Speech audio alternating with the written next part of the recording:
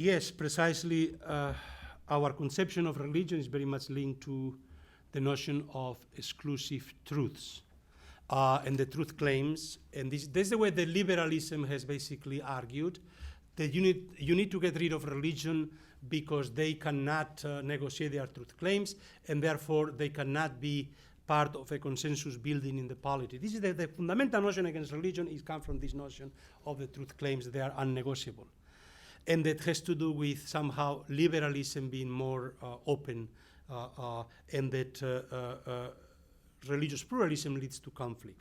I've been always struck as a sociologist by the fact that, and this is even Peter Berger that has abandoned the theory that modernization leads to secularization. He still maintains the notion that modernization leads to religious pluralism that leads to undermine the truth claims of each of all religions, therefore to relativism.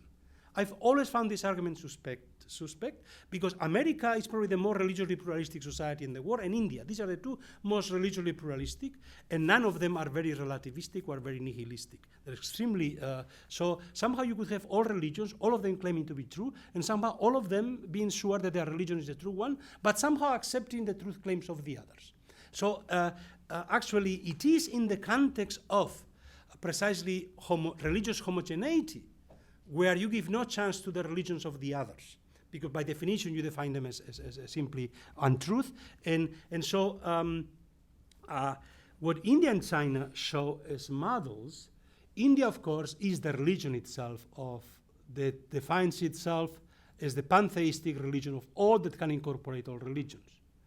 This is, however, a very different system from the Chinese, where you had a model of religious pluralism, however, in which the state itself defined at any moment what was the orthodoxy. And then whether the other religions were tolerated or not, depending on the state.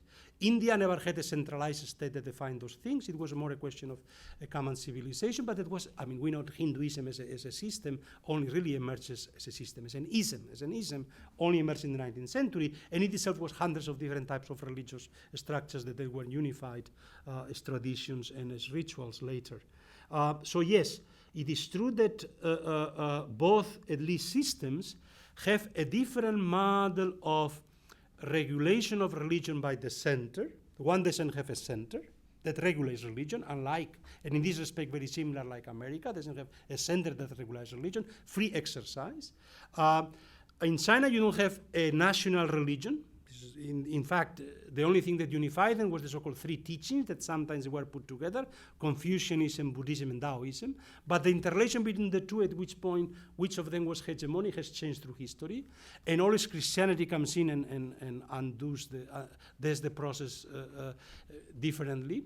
But the valid aspect of your question is that indeed we are entering a moment, a global moment, in which the kind of model of secular cosmopolitanism that comes out of the Enlightenment is a very Christian kind of model, is going to be put into question by alternative models of secular cosmopolitanism. The same way that I argue that when you have all the global religions basically themselves being particularistic and defending their truth claims, but at the same time claiming to be global and universal for all of humanity, in the same way you are going to have competing cosmopolitanisms. So you're going to have a Western cosmopolitanism say, no, but cosmopolitanism is, no.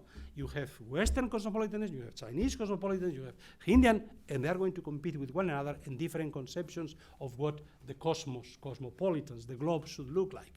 And the only thing we could say is that it's going to be much more, the state is going to be central in defining it. Orthodoxy, the Chinese state has always had the claim to define what is orthodox within the country, and this continues, and this is going to be probably continue. In India, it's a very different model.